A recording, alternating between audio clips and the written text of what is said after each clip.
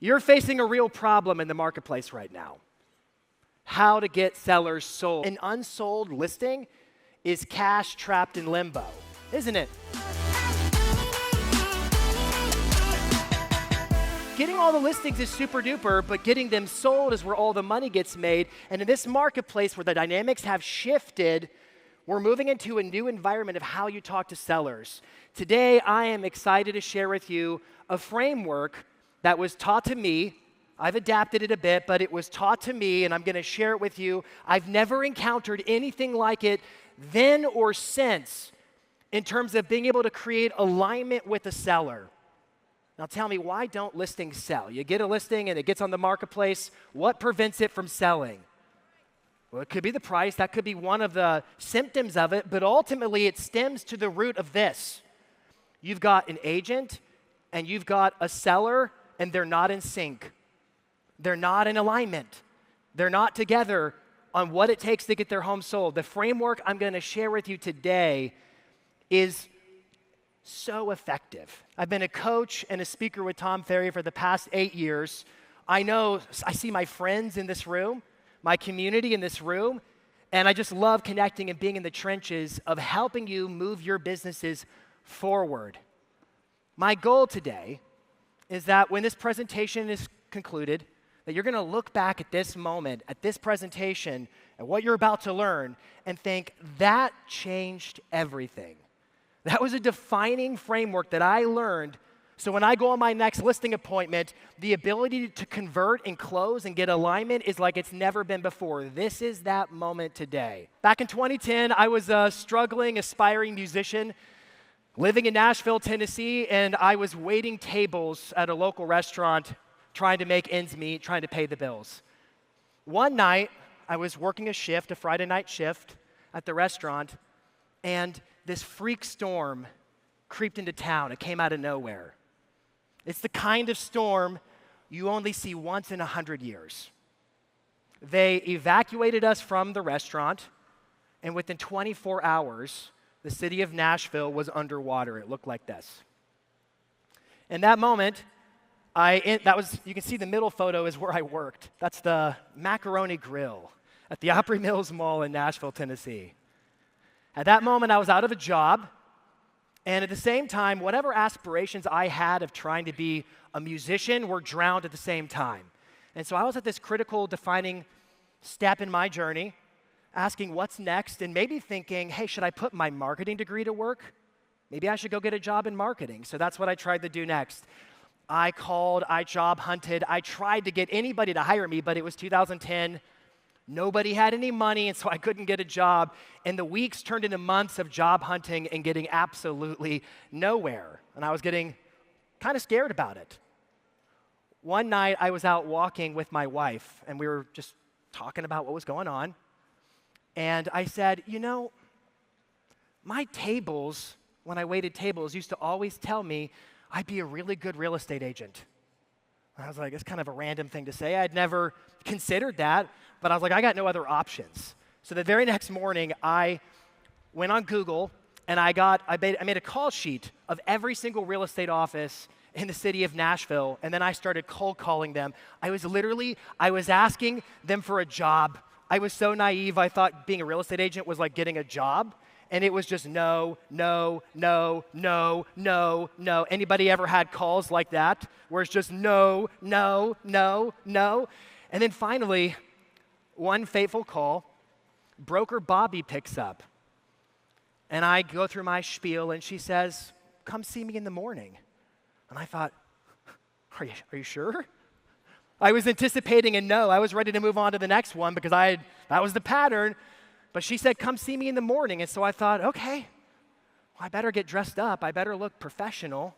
I better clean up a little bit. And apparently that's what I thought professional looked like. Hey, you know what's better than having one leather necklace? 2 leather necklaces. So I went to meet with Bobby the next morning. That's Bobby right there on the screen. Bobby Noreen, my first broker, my first mentor in real estate. When I went to go meet with Bobby, I had no money to pay to get licensed. So it was my plan that I was going to try to convince her or the office or whatever to pay for me to get licensed because I was broke. And so whenever she said, no, we don't do that, whenever she pushed back, I would just counter and say, well, I trust your judgment. And somehow that had some magic effect where eventually in the conversation, she said, you know, I've done this kind of a thing before, and it has never worked out. I've been burned every time I've done it. She had a long career in real estate. But she said, something tells me this time is going to be different. So she said, here's what we're going to do. I'm going to personally pay for you to get your license and recoup it out of your first couple of closings. So she paid for me to get licensed. I got my license, and with her mentorship, I went on to become the Rookie of the Year at the largest, most dominant brokerage in the city of Nashville that recruits more agents than any other, and I am incredibly grateful to Bobby. Yeah, clap it up for Bobby.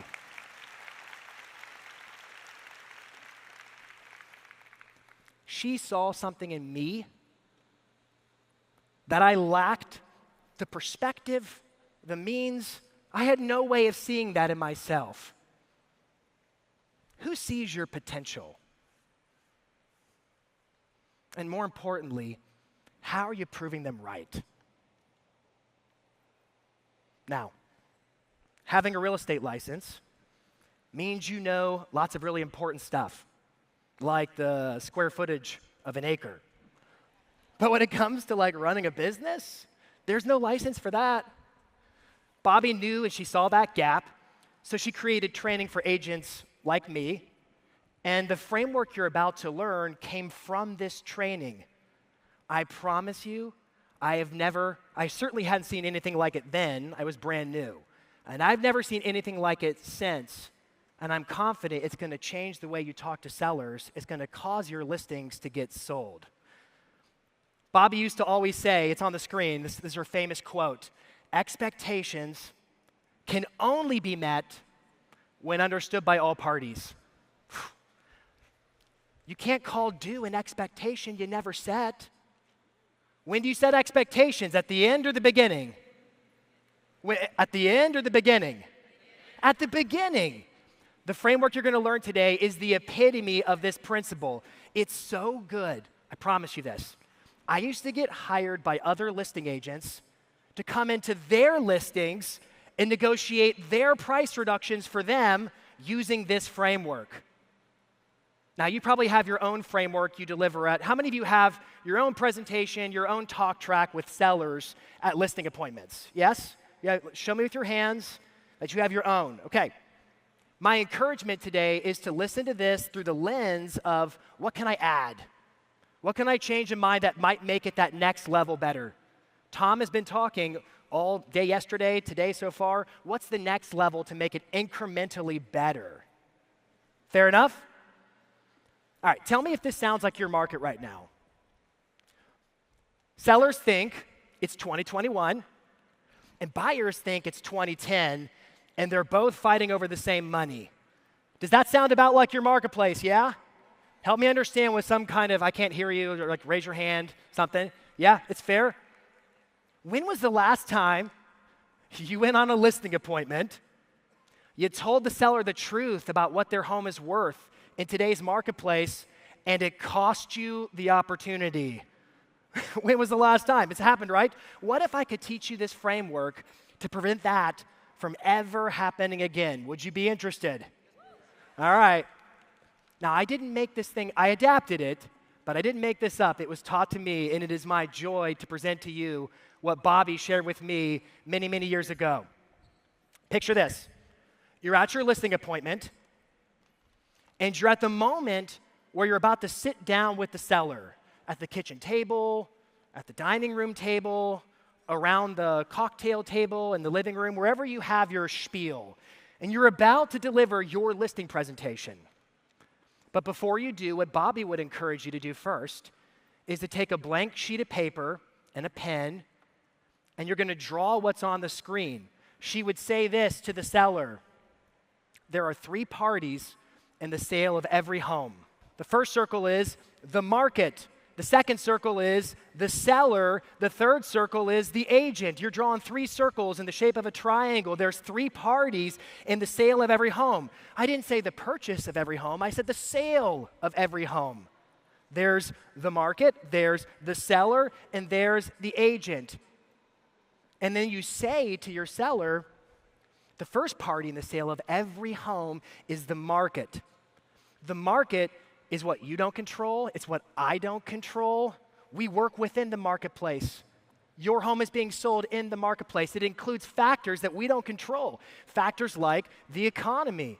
The economy has a direct impact on the environment in which we have our top level success. It includes factors like, and notice we're putting bullet points. So you write the market and then you scribble the bullet point. You say the economy. You scribble another bullet point and you say interest rates. Are you all, just give me a head nod. Are you getting the drawing? Are you seeing it on the screen? I tried to make it, you didn't want to see my handwriting on the little whiteboard, so I put it on the screen nice and big and clear. Now, do interest rates have an impact on the seller? 100% they do, because they determine the purchasing power of the prospective buyer. And so because it impacts the buyer's purchasing power, thus it impacts the market in which you're choosing to sell a home. And the last variable to consider is competition. You would pre-frame then the seller and say, now part of what we're going to look at together today is the competitive landscape of what other homes are for sale that a buyer who's interested in a property like yours might also be considering. Do you think it's important to know the competitive landscape before you go on the market? And the obvious answer is, yeah, of course I do. But here's the nature of competition. Competition is ongoing. And so what happens if we look at the comps today and we see, okay, we think we can position in the marketplace here, but then next week, we didn't know it was going to happen, but your neighbor comes on market and they fire sale the list price. What do? We have to adapt. Otherwise, we're sitting ducks because the market is the conditions in which we have no control. We can only respond to the marketplace. Now, here's the magic of Bobby's framework. What happens when you talk about the market first? It's magic. It takes the crosshairs off of you. You're in the hot seat. You're getting interviewed. They're trying to consider what you're going to do for them, and now I've presented a common foe, a new villain. And now their thinking has changed. Now they're like, oh my goodness, I'm up against the market. I need alignment. I need a teammate. I need a partner. You're positioning yourself to have more influence with the seller. Do you see that?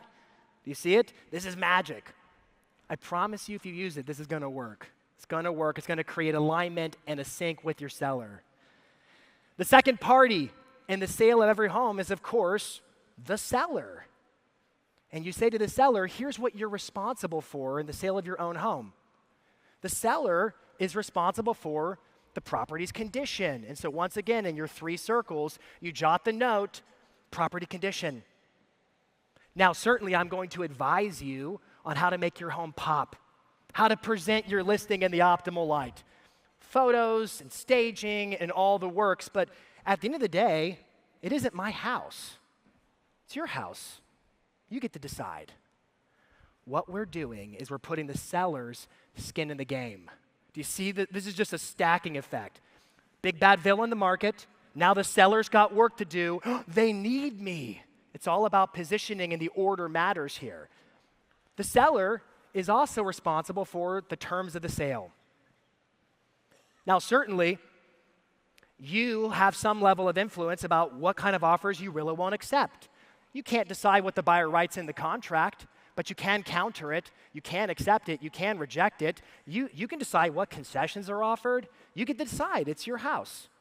Now, I'm going to advise you on what's happening in, and this is powerful, I would tap on the circle that says the market. So you say, I'm going to advise you about what's happening on the market, which then creates a sense of, oh yeah, that's right. He doesn't control the market. He's just the messenger. His job is to advise me about the marketplace so I can do my part effectively. We are unhandcuffing ourselves from the elements of a transaction we have no control over. Do you see that? Now, this one's my favorite. The third responsibility of the seller is the list price. We're going to look at numbers together. We're going to tap on the market and what's happening with other sales in the market and who's winning and who's losing in the market. We're going to look at the numbers together, but it's your house. You get to decide the list price. It's your house. Now, it could be that some other listing agent might be coming in to meet with the seller after my appointment. Do you think sellers ever interview more than one agent? Do you think it ever happens? So Joe, the agent, comes in after me. And Joe says, oh, I think we could totally get that price. Absolutely. We can get that price. Let's do that. And he's going to win the listing solely based upon the idea that he floated some inflated value to a seller to get them to think, oh, I'm going to get what I want. When he had the full intention of just letting it sit on the market, tick tock, and then smoke me out to get a price reduction down the road. Now, I got to future pace this. Tomorrow, when we talk about AI, I'm going to share with you a strategy called a listing agent lie detector. And it's going to be fun. We're going to talk about that tomorrow, but I digress. That's tomorrow. So you say to the seller, it could be that another agent might come in and might float a number at you with the intent of what we call buying your listing. They're going to tickle your ears with a number that sounds so good, you'd have to hire them. But fundamentally understand this. It's not their decision. It's yours. You set the price. Does that feel like, it's not my responsibility. It's their responsibility. That's what it feels like, right? We call this technique dropping nails. So whenever that next listing agent comes along, they're like, hey, I think it's worth $1 million. Absolutely. And they're lying through their teeth. Now the seller is primed to say, well, actually, I was talking to Jason, and Jason was saying that I set the price, and he showed me pretty unassailable evidence that the market is like this. We reverse it. Normally it's, well, Joe said he could sell my house for this. And now it's going to be, well, Jason said the market says this. We're dropping nails to eliminate future competitors from floating fictitious numbers their way. Now, the third party in the sale of every home is you, the listing agent. You say to the seller, as your listing agent, I perform 3 primary job functions. I perform 3 primary job functions. The first job function I perform is my marketing plan. My marketing plan to generate exposure for your listing. Don't you think that's what we all assume sellers want to hear from us? They just want to hear our marketing plan. But that doesn't get them a closing. That's only the first function of a listing agent. There's a sequence of events to bring about the successful closing that you have to move in the right order with. Bobby used to make us memorize this line. Here's the script from Bobby. It's my job, as your listing agent, to expose your property to the largest pool of ready, willing, able, and interested buyers, to mobilize the local real estate community, and to cause your home to sell. And she would make us stress the word, to cause your home to sell. I don't sell your home, I cause your home to sell. How do you do that? Well, let me explain. I perform 3 primary job functions. The first of which is my marketing plan. Now, then you say to your seller, what you have to understand is a buyer will perceive your property's value through 3 different lenses. Picture you're going to the eye doctor and they're trying to get your prescription right. So they have a lens, and then a lens, and then a lens, and they flip down these lenses until they find the right combination of focus. A buyer is looking through different lenses to focus in on the specific property that checks their boxes, the one that makes their heart sing. And part of our job is to reverse engineer who is that buyer and how do we attract them and how do we position ourselves to find and attract that specific avatar of a buyer. You're familiar with this. The 3 lenses are price, condition, and location. Price, condition, and location. But here's the game. The buyer must sacrifice one to keep the other 2. You can't have all 3. One has to give. So for example, if the buyer says, well, I really want a beautiful home, condition, in a glorious neighborhood, location, then what gives? Price. your budget's going to take a ding for that. It's going to cost you. If your buyer says, well, I've got a limited budget, but I really, really, really want to be in this neighborhood, this area, this location, what gives? Condition gives. You're going to have to settle with a fixer-upper, as is, charming cottage, rustic finishes, whatever is in the realtor remarks, right? I was talking to an agent a few weeks back. He had this listing in a prime location, and his marketing was amazing. Incredible videos, incredible photos. He left no stone unturned in terms of how he marketed this property. It was done perfectly. And he said, I don't get it, coach. I've had 45 showings on this one listing, and it's got no offers on it. And so I responded and said, well, I'll tell you what I was told. The market has rejected your listing. You've had 45 opportunities. The market has rejected your listing. Now think about these filters. The buyer you're looking to appeal to is the one who has a limited budget, but really wants to be in this location and is therefore willing to sacrifice condition. This specific property had two major drawbacks. It had a small kitchen, and it did not have a bathroom in the primary bedroom. Those were limitations. They were condition limitations. So the exercise of thought for your seller is, who are we attracting? Who's the right buyer for your property? They have to sacrifice one to get the other two. Who are we most likely to appeal to? And how do we consider then that price ultimately reflects condition and location? It goes up or down based upon condition and location. Is that simple enough? Now I know you understand this. How effectively are you communicating these principles to sellers? How effectively and how much are they understanding the dynamics of the marketplace? This is what it means to be a knowledge broker. Last one, if I've got a limited budget and I want a really, really hot house, like an awesome, beautiful home that's decked out, I'm going to sacrifice location. I'm going to live out in the sticks somewhere. These are the natures of the demands of buyers. Now, if you say to the seller, consider what you control, consider what I control. I have the marketing plan. I'm marketing whatever you give me. You set the price. You set the condition. Marketing is bait. Price is the hook. So imagine we're out in a fishing boat, and I'm putting all the bait over here on this side of the boat. I'm just spilling bait over here to attract the frenzy of prospective buyers over here, and then you're casting lines over here. We're not going to catch anything. Marketing is bait.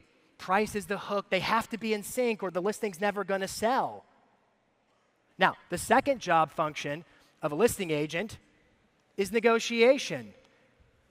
Some listing agents may say to you, I'm a great negotiator. That's what my skill set is. To which I would respond and say, well, how can you be so sure? Because if you don't create momentum from the get-go, if your marketing plan doesn't create momentum into what we call the negotiation high ground, then how do you know you're a good negotiator? Because you don't control the terms.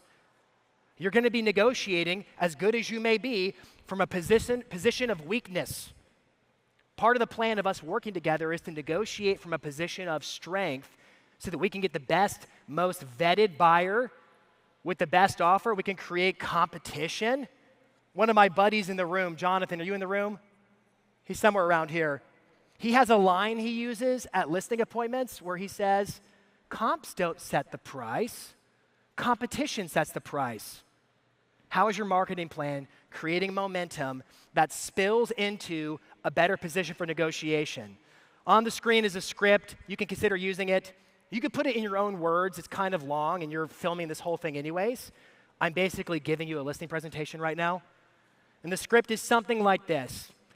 Your property is never more valuable to a buyer than the day it's listed. Spurred by the buyer's instinct to act quickly for fear of losing out to somebody else. However, as days turn into weeks, this urgency fades, and as a result, so does your property's perceived value. Your property attracts the most attention on the day it's listed because popular search platforms prioritize new listings. But as your listing ages, both visibility and buyer interest naturally decline. And here's the kicker. Understanding all these factors, how critical do you believe it is to get everything right from the start? I'd say it's pretty important. When a listing isn't launched, it lingers. And when a listing lingers, the seller always loses. The seller might say, well, I'm holding out for the right buyer. Holding out for a marketing plan is hardly a strategy. The third job function of a listing agent and the final job function is what I call deal life support. Deal life support. Keeping the deal together because nobody's getting paid until this baby closes, right? You heard my opening thesis. An unsold listing is cash trapped in limbo. And too many agents across the country and Canada watching on the live stream, you have listings that are costing you money to market them, and they're not selling, and you're trying to how do I do this right? You've got to get in alignment with the seller. You cannot single-handedly sell the house. You can create the right environment and thus cause the home to sell. But it's all the workings coming together. MarketWatch has data that Redfin reported on. I don't know if you saw this. This is national for the US. About 15% of homes terminated. They were under contract and they terminated in the month of June. Right now in this marketplace where buyers feel incredibly strapped and affordability is a major issue, we're seeing more terminated deals than ever before. And the last thing I want for the seller is to have to go back on market. So how do we prevent that from happening? Leverage. We need leverage. How do we get leverage? A marketing plan that's in alignment with the seller's responsibilities, price, condition, etc. That creates momentum to give you the high ground for negotiations, to get the best, most secure buyer, to maybe have a backup buyer, to give yourself options so that you can take this baby to the finish line and land the plane. Deal life support. I think Bobby had it right. There's 3 parties in the sale of every home. It's the market, it's the seller, and it's you, the listing agent. It isn't your job to sell the listing. It's your job to foster and cause the listing to sell by bringing all the parties together. And that's where folks are getting stuck. It's like she said, when expectations are understood by all parties, when you're in sync with your seller, it's the defining difference between a listing that sits and a listing that sells. Tom's been stressing yesterday, today, all of our speakers have been stressing for this entire conference to become listing dominant. You know the adage, whoever controls the inventory controls the market, is not entirely true. It's whoever sells the inventory that controls the market. But you can't do it alone. You can do it by creating the right balance of the parties working together to cause it to sell. Folks, thank you very much for this time. Thank you, thank you, thank you.